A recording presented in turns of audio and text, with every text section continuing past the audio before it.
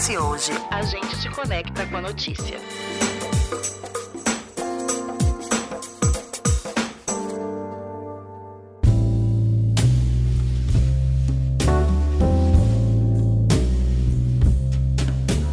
O caminho da sinodalidade é precisamente o caminho que Deus espera da Igreja do terceiro milênio. Com essas palavras, o Papa Francisco convocou toda a comunidade católica a percorrer o caminho rumo ao sínodo. Imbuída desse espírito, a comissão responsável pela Festa da Penha escolheu o tema deste ano: o Ó Vem Conosco, Vem Caminhar, que vai muito além das procissões e romarias em prol da Nossa Senhora da Penha. Aliás, Couto, Ó Vem Conosco, Vem Caminhar. Para explicar melhor a sinodalidade, a relação de Nossa Senhora com ele e o tema da Festa da Penha deste ano, convidamos o padre Cláudio Alves Moreira, coordenador da Pastoral da Arquidiocese de Vitória e membro da Comissão da Festa da Penha. Seja muito bem-vindo, padre. Obrigado pelo convite, queridos ouvintes deste podcast. É uma alegria estar aqui com vocês falando de um tema muito querido para a fé católica e, por que não dizer, para a fé cristã e para o povo capixaba. Padre, sinodalidade. Começa explicando pra gente o que é isso. Então, sinodalidade é um dos grandes temas do pontificado do Papa Francisco. Então, a Igreja Católica, como todos sabem, ela é uma monarquia, mas é uma monarquia diferente. Embora absoluta, é uma monarquia que também preza pela escuta, pela participação. E o nosso modo próprio de ser, de nos organizarmos enquanto pastoral, é esse que agrega e faz convergir as forças em prol da evangelização.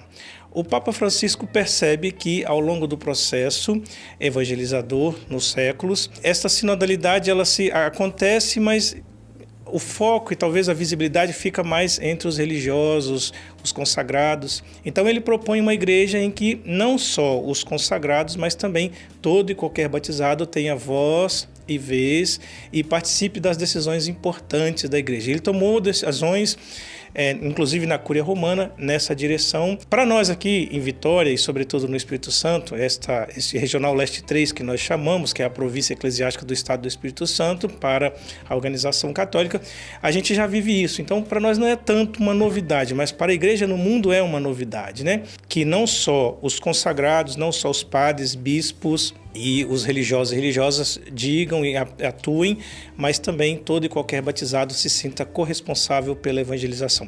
Nesse sentido, o Papa Francisco convoca um sínodo para tratar exatamente de sinodalidade, que é exatamente essa sentar todos à mesa, discutir as questões, os desafios, propor meios para superar os desafios e para manter viva a evangelização no mundo e no nosso tempo tão diversificado. Eu acho que a palavra sinodalidade é importante porque estamos num mundo meio que de visão, assim, Cada um tem seu mundo, cada um tem sua verdade, cada um tem seu projeto e abraça aquilo ali, e o Papa e a Igreja nos conclama a partilhar juntos, Não tomar decisões isoladas, mas tomar decisões juntas. Seria uma democratização? Na Igreja Católica a gente não deve dizer democratização porque ainda somos uma monarquia e somos uma monarquia. Porém é um estar juntos, todos se sentirem corresponsáveis pelo edifício espiritual dos cristãos, que é a igreja. A monarquia, ela existe, a estrutura, ela existe, mas a serviço da colegialidade, a serviço do bem comum, a serviço do corpo de Cristo, que é múltiplo em suas forças, múltiplo em seus pensamentos, mas que converge para um lugar central, que é Jesus Cristo. Nesse sentido é que a gente entende a Igreja Católica e a sua hierarquia e toda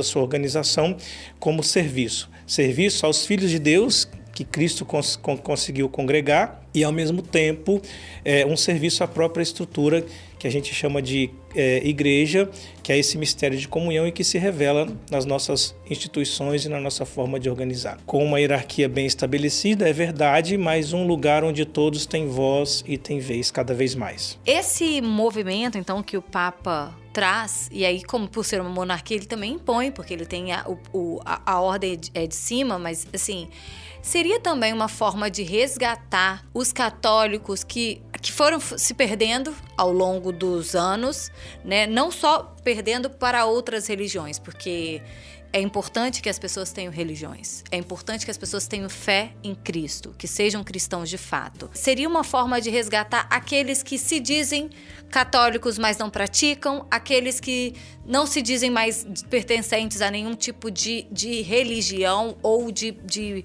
fé, de alguma maneira. Ou até que de alguma forma se sentiram abandonados pela própria igreja. Pela própria Também tem esse igreja? fenômeno. Seria também um movimento nesse sentido? Podemos dizer sim, mas o foco nem é tanto resgatar, mas cuidar dos que aqui estão, né? A gente tem passado por uma pequena crise, não uma pequena crise, mas um momento assim de crise mesmo, né? De identidade. A religião se tornou algo de mercado, você escolhe o que você quer. A liberdade hoje é algo muito imperativo em nossa sociedade. E isso, não é que isso choca, mas isso vem de encontro a uma proposta de unidade, de unicidade, de catolicidade, de universalidade. Então, aquilo que a igreja defende, hoje meio que parece fora de moda, mas ela precisa reafirmar isso. E o modo que ela tem de reafirmar isso é dizer a cada um que é católico, batizado, que ele tem voz, tem vez, e que o catolicismo não é uma religião de cultura, de práticas apenas, mas é uma religião de participação e, sobretudo, de pertença a um corpo que é a igreja e que aponta para algo muito mais profundo, que é a comunhão dos santos, né? E aqui santos entendidos, não só os canonizados, mas todos aqueles e aquelas que, pela fé, assumem esse caminhar com Jesus Cristo ao longo da sua vida, preparando-se, claro, por que não, para a eternidade. Já que estamos aqui celebrando a Páscoa do Senhor, é preciso falar isso também, né? A meta final da igreja, embora passe por uma sociedade perfeita neste mundo, não é neste mundo, é no mundo que há de vir. Aí está o nosso diferencial, né? O Senhor ressuscitou, aleluia, e deu-nos a possibilidade de também nós, participando da sua paixão, morte e ressurreição, também ressuscitarmos para viver uma vida eterna, longe das dores e sofrimentos deste mundo. Como isso vai acontecer, nós não o sabemos, o Senhor guardou para si, mas a nossa esperança reside nisso daí, né? Então, respondendo a sua pergunta, percebeu-se que os católicos, boa parte deles tinha pouco comprometimento com a própria cultura e o modo de ser católico. Talvez aqui retomar um pouco as primeiras comunidades cristãs, onde a comunidade era o centro da vida, onde tudo ali se reunia em torno da palavra e da Eucaristia, em pequenas comunidades, né? Esse movimento talvez de resposta a essa sociedade que preza cada vez mais pelo individualismo, pelas consciências individuais, propondo um retorno à coletividade, à comunidade, à comum união, né?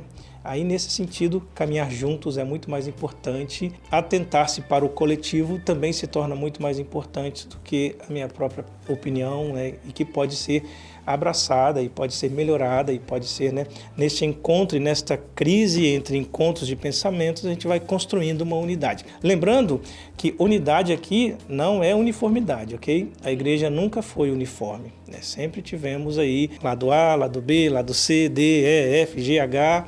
E nessa convergência de todas das diversidades, a gente vai construindo a unidade. Talvez esse é o foco hoje, né? Propor um cristianismo de engajamento, de participação e com sentimento profundo de pertença à igreja, né? Ou seja, as pessoas, eles precisam entender, e eu falo por mim também, que sou uma católica e sou praticante, que nós temos as regras. Nós precisamos respeitar essas regras e isso não quer dizer que a gente não possa ser ouvido. A minha forma de ver, ela precisa estar também dentro do que está dentro dessas regras. É isso? Mas não no sentido de tolher a sua liberdade. A fé cristã ela não é imposta e todas as vezes que se tentou impor, nós tivemos sérios e graves problemas. Ela é uma fé age a partir do modus operandi mesmo de Deus, que é de se propor ao homem, né? Cria um homem com uma liberdade tal que ele é capaz até de negar o próprio Criador. Então a fé cristã se propõe.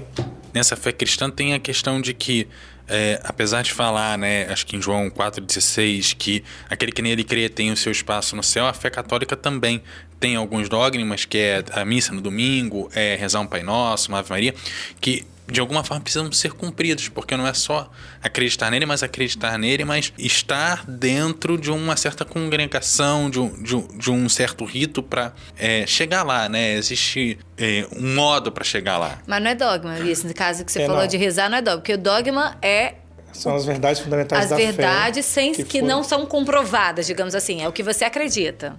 A fé católica ela é uma fé testemunhal, começa daí. Então, o que significa uma fé testemunhal? Nenhum de nós que viveu hoje viu Cristo ressuscitar. Exato. Nenhum de nós fez a experiência, inclusive com o Cristo que viveu aqui cerca de 33 anos. A nossa fé se baseia exatamente no testemunho, nos registros que nos deixaram aqueles que conviveram com ele.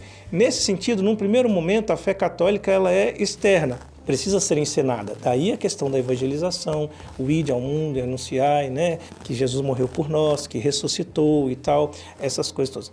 Num segundo momento, e aí então, o primeiro momento é esse, o do anúncio, que a gente chama de querigma. Depois, num segundo momento, é a questão da catequese, em que a gente vai internalizando estas verdades e no confronto com o nosso pensamento próprio, e também com o pensamento da sociedade, a gente vai filtrando e vai chegando à verdade que Deus inspira em nossos corações. Então, é um caminho duplo. Deus vem até nós e cada um de nós. Não é uma coletividade. Aqui Deus se apresenta a cada um dos seus filhos. E, mais ao mesmo tempo, por causa da liberdade, a gente, na nossa vida, vai vivendo, aprendendo, tomando uma porrada aqui, caindo ali, acreditando de um modo diverso aqui, mas depois percebendo que isso não é tanto assim. Então, o caminho mais seguro, que eu considero, aí eu estou fazendo um testemunho de fé, um homem de fé, né? É aquele que a igreja já me propôs. Por quê? Porque ela viveu esse caminho há 2000 anos. Então, o lugar mais seguro para a gente estar, na minha opinião, ok? É aqui, nesta igreja, caminhando, né, porque ela caminha com Cristo há mais de 2000 anos. E aí, onde que entra a Nossa Senhora nessa questão de estar junto e caminhar junto? Porque, de alguma forma, a gente que vive aqui na capital do Espírito Santo, em Vitória, às vezes até na região metropolitana, Vila Velha, a gente convive com ela porque, de alguma forma, o Convento da Penha faz parte da nossa paisagem. Então, de alguma forma, a gente convive com ela mesmo que às vezes a gente não se toque que ela está ali. E como que ela consegue a gente devolver isso? Porque não pode ser só a visita turística. Para ela estar junto, a gente precisa de um pouco mais do que isso. A questão de Nossa Senhora, para a Igreja Católica, desde os primórdios, então a gente já tem aí, já no fim do século I, início do século II, referência a Nossa Senhora. Estou muito próximo, né? Parte da história da vida da Virgem aparece já nos escritos neotestamentários, né? Então tem os evangelhos, tem uma carta paulina, se eu não me engano é Gálatas, que também menciona que Jesus nasceu de uma virgem na plenitude dos tempos. E também os primeiros pais da igreja, os primeiros pais são os primeiros padres, bispos e pensadores, às vezes nem é padre, bispo, mas pensador, que escreveu alguma coisa sobre o cristianismo, quer defendendo a fé, quer propondo uma elucidação da fé e algum ponto da fé. Então a gente já percebe essa presença da Virgem Maria. Para nós, católicos, ela está presente já no início da vida de Cristo, porque foi a ela, né, que o anjo anunciou que seria a mãe do Senhor.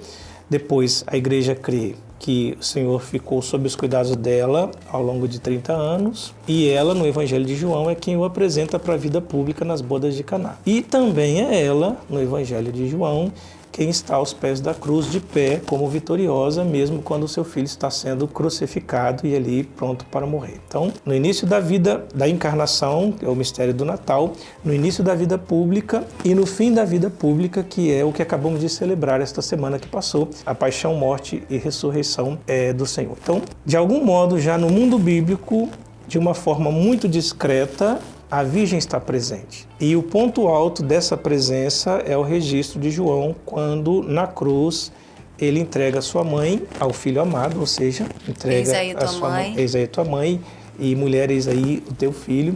Lembrando que mulher no mundo bíblico é sempre um elogio, né?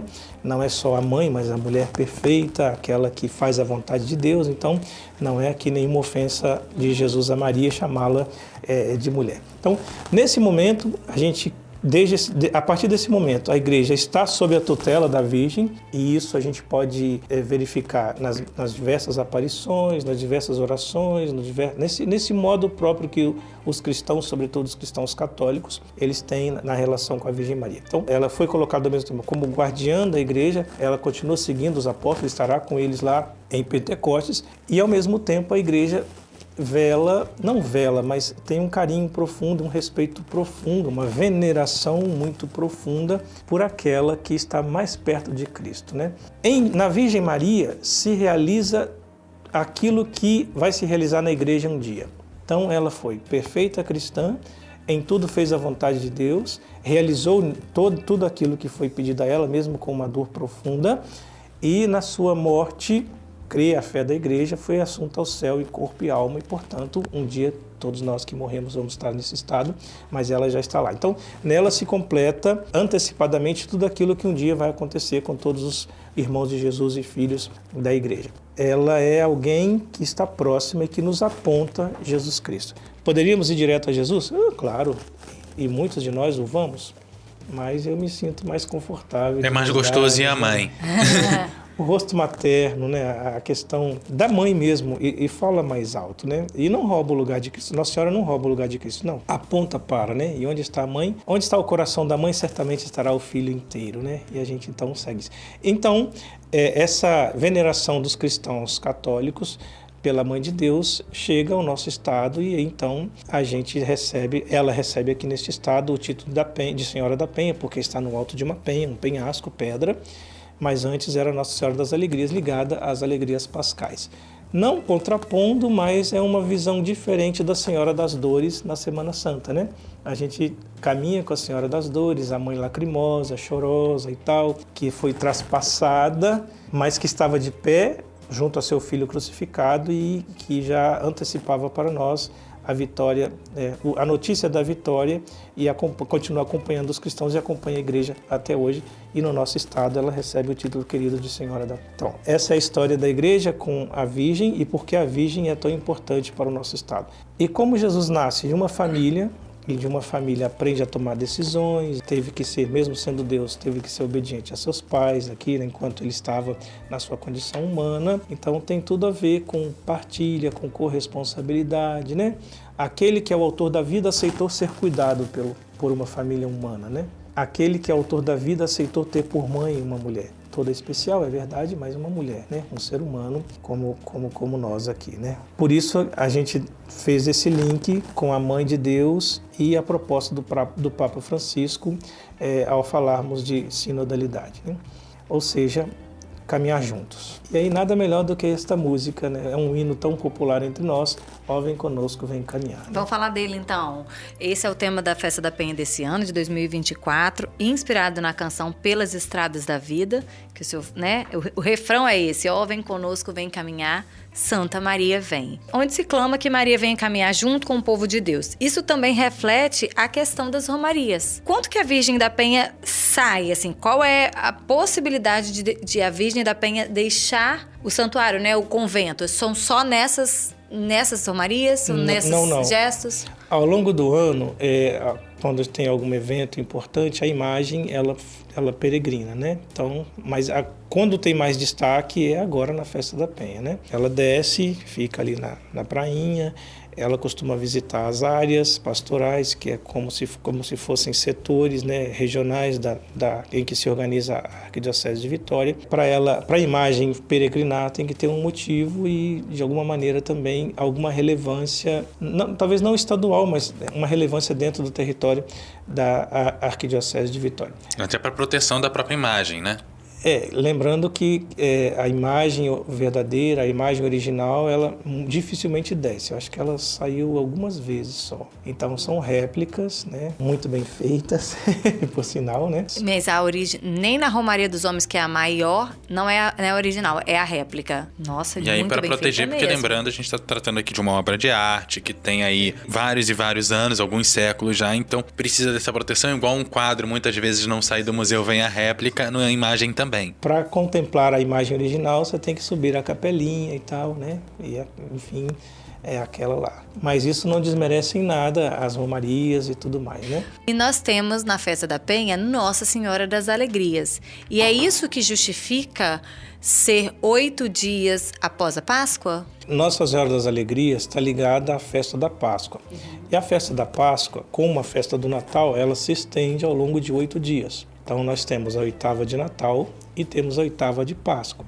Dentro da oitava de Páscoa, a gente faz o oitavário de Nossa Senhora. Então, ela acompanha, nesta semana do domingo de Páscoa, da noite de Sábado Santo até o segundo domingo de Páscoa, que é o próximo domingo, é a liturgia, ou seja, as leituras bíblicas. Que é o domingo bíblicas, antes da festa, do encerramento da Festa da Penha. O último dia do oitavário é domingo que vem. E aí, no outro dia, já celebra a festa. É porque, como é podcast, Penha. tem gente que pode estar ouvindo qualquer outro momento, antes ou depois, é só pra gente entender. Então, é o domingo depois do domingo da Páscoa.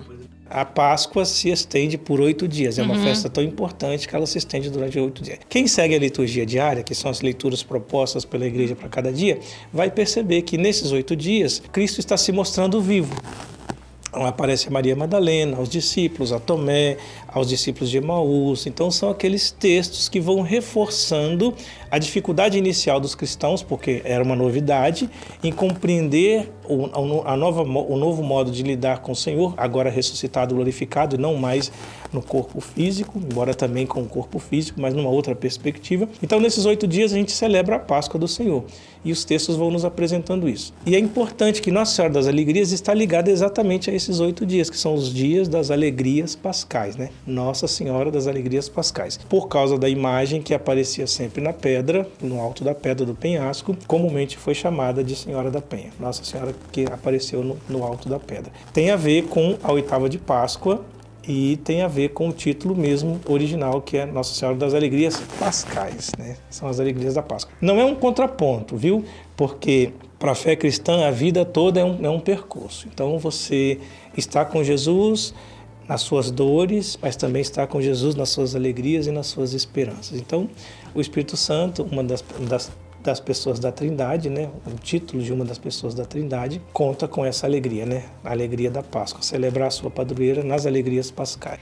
Nós estamos conversando com o Padre Cláudio Alves Moreira, coordenador da Pastoral da Arquidiocese de Vitória e membro da Comissão da Festa da Penha. Eu acabei fazendo uma pergunta e já respondendo. Eu queria que o senhor falasse da questão das romarias, da importância desses momentos, dessa expressão. Talvez um questionamento eu vou colocar aqui. Tem muita gente que vai para a romaria naquela coisa meio manada, que não vai na oração, que vai porque é um evento. Até a Romaria dos Homens, que já não é mais só dos homens, já botaram um apelido de Romaria das famílias por conta da quantidade de pessoas que vão e que não são só os homens, os grupos de jovens, os casais, as mulheres que vão sozinhas, enfim, todas as pessoas de todos os lugares. A importância e o quanto que isso pode ser um risco de o sentido fiel da coisa se perder. A romaria ela tem um sentido de manifestação pública da fé.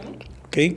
A fé acontece no cotidiano, lá da sua comunidade, da sua família, no seu trabalho, na sua oração pessoal. Em alguns momentos especiais da vida litúrgica da igreja, a igreja, que lembra os mistérios da vida de Cristo e também dos santos, a igreja conclama os fiéis a fazerem uma manifestação pública da fé. A romaria tem esse sentido, né? Ela agrega e ela chama a atenção para. Neste chamar a atenção para Cristo, então nós nos encontramos, nós somos mediados pela Virgem Mãe, que nos acompanha. A romaria ou a procissão, ela tem esse sentido de caminhar.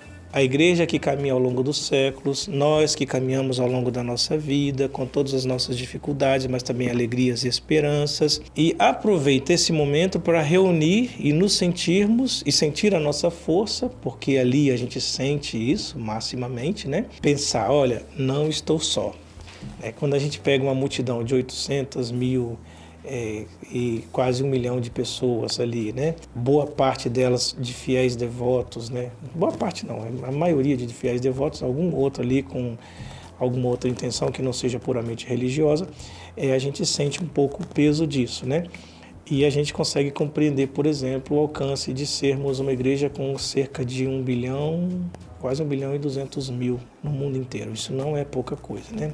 O redil católico ele é imenso, né? E no nosso estado isso também. O sentido original é esse, né? Caminhar com Jesus de mãos dadas com a Virgem Maria. Estou falando especificamente das romarias da Festa da Penha. E o curioso é que cada um quer caminhar do seu jeito, né? A gente já está tendo que tentar encaixar algumas romarias, porque já tem a dos homens, que é a mais tradicional, que agora virou da família, mas continuará sendo chamada de romaria dos homens, por uma questão de respeito à tradição. A das mulheres, a das famílias tem também, a dos jovens, e assim, né? A Remaria. Já tem a Remaria, e agora Os também, Cavaleiros. eu não posso dizer quem, mas também outras organizações já pediram para poder encaixar, mas aí a gente tem que pensar um pouquinho com mais cuidado. Então, percebe, a gente sempre trata isso como Deus, ou o próprio Cristo, pelas mãos de Nossa Senhora, despertando em alguém o sentimento de pertença, o desejo de participar, de honrar a ressurreição do Senhor, né, de mãos dadas com a Virgem Maria. Então, a Romaria tem esse papel. Ela agrega, ela nos convida a rezar juntos, nos convida a colocar-se a caminho, porque quem faz aquele caminho ali, que é mais do que simbólico, mas é bem representativo, depois percebe que ao longo da sua vida tem que caminhar mais ou menos naquela direção. Tem católicos que conseguem compreender profundamente o mistério da Igreja e o próprio mistério de Cristo. Tem católicos que estão ali na metade, tem católicos que estão no comecinho, ainda não compreenderam bem, tem católicos que fazem uma misturança danada, então é um pouco isso, um pouco daquilo, junta o que ele considera melhor de cada ramo, de cada segmento religioso e faz um guisado ali e segue adiante. E no meio desse turbilhão todo, alguma coisa fica, alguma coisa da verdade plena fica, ainda que misturado, ainda que, né? E aí é o trabalho da evangelização, que é lapidar essas pedras brutas que o Senhor coloca no nosso caminho. Então, algumas mais brutas que outras. Tem alguns que dão mais trabalho que outros, né? Algumas não dão trabalho nenhum. Aliás, todos nós damos trabalho. Então, quando a gente vê isso, a nossa preocupação ali é acolher, receber bem, fazer com que a pessoa se sinta, pelo menos ali naquele momento. Então, você vê de tudo na Romaria, né? Isso que é o bonito. Isso que é o bonito.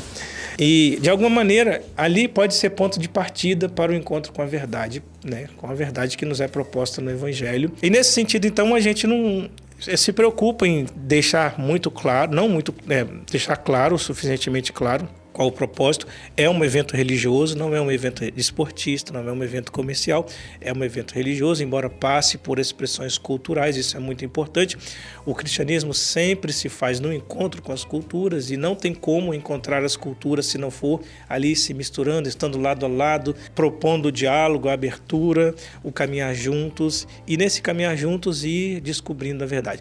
Aqui é importante lembrar, né? Tem cristão que está começando, tem cristão que nem sabe que ainda é cristão, foi batizado pequenininho, não tem nem, né?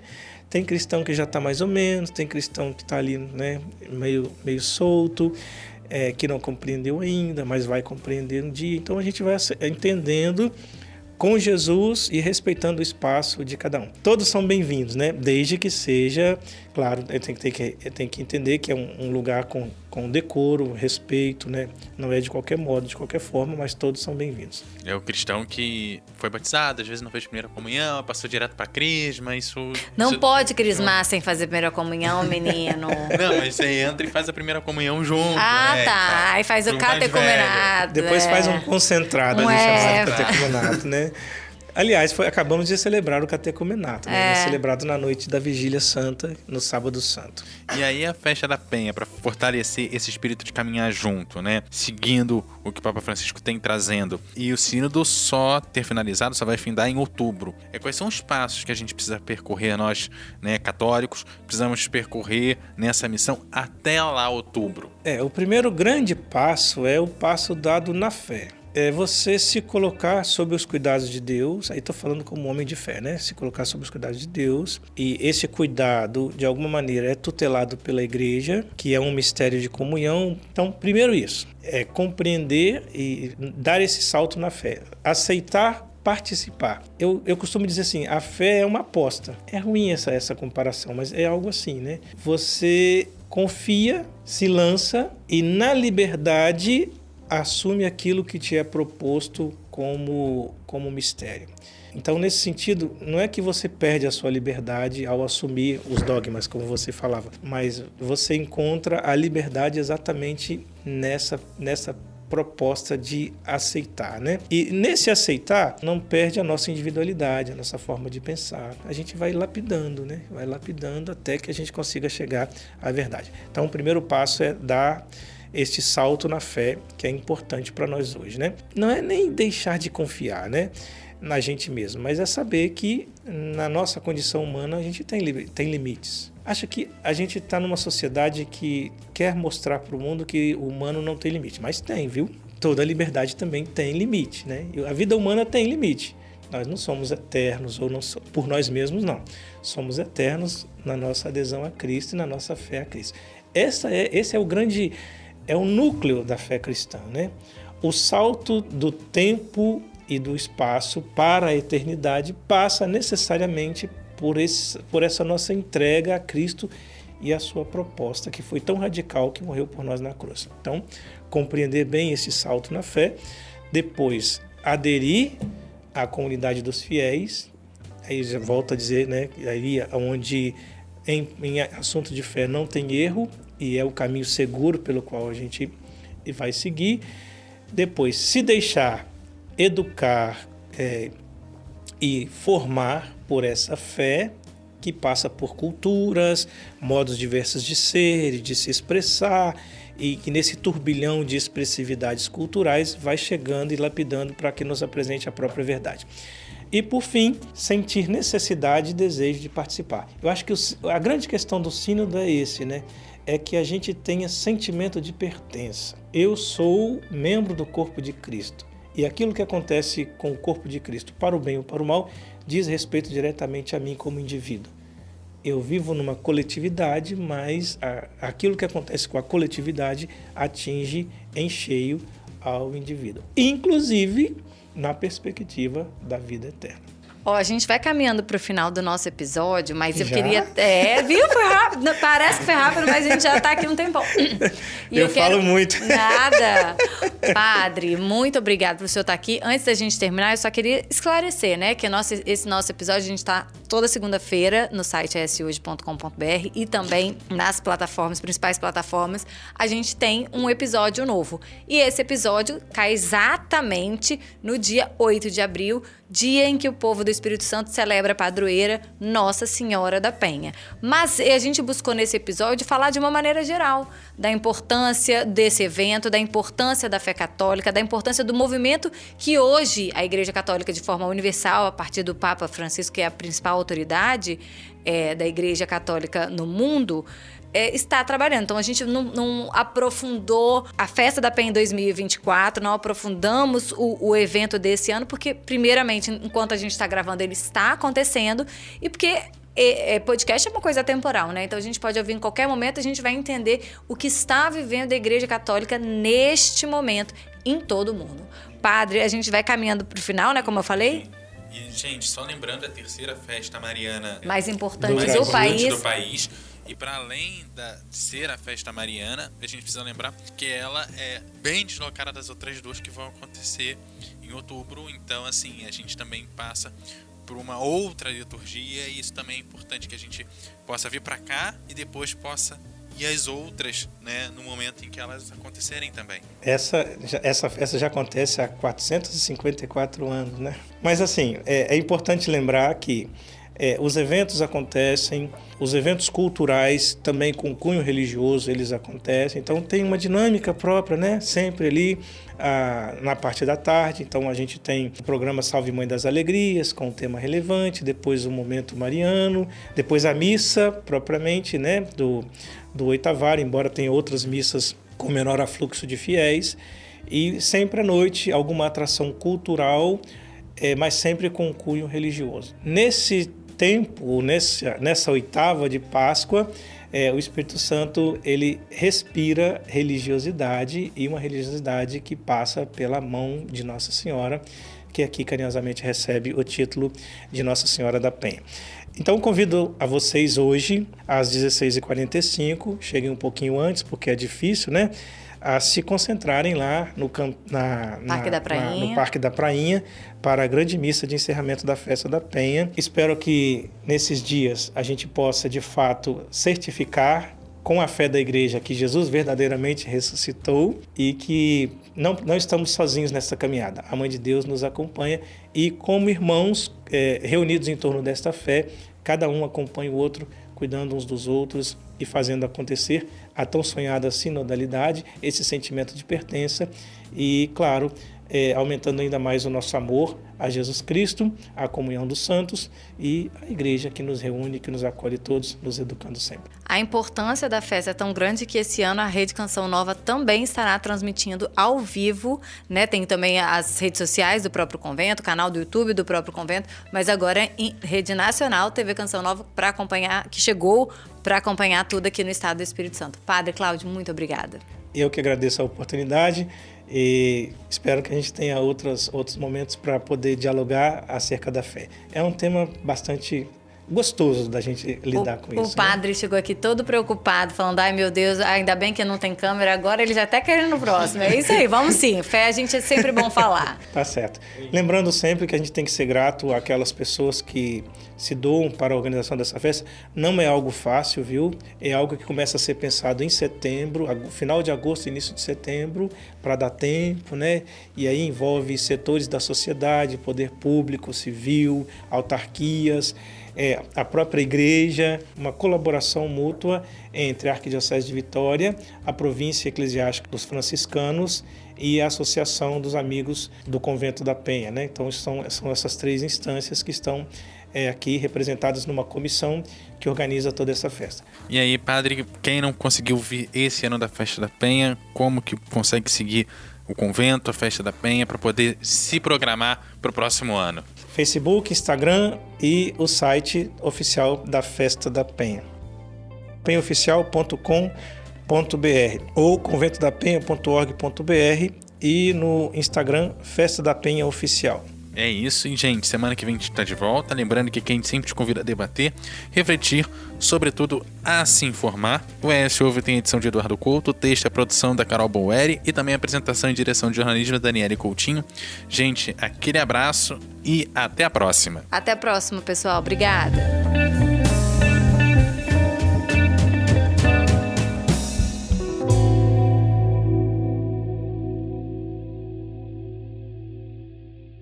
Toda quinta-feira eu tenho um encontro com você aqui no ES Hoje, no canal do YouTube, para falarmos sobre saúde, nutrição, gastronomia. Você vai aprender tudo, dicas fascinantes, curiosidades, receitas deliciosas. Então, não perca o Pode Comer.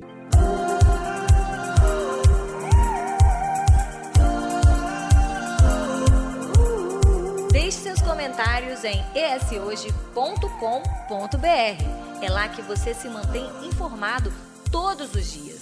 Nos siga também nas redes sociais e em nosso canal do YouTube, @ESHoje.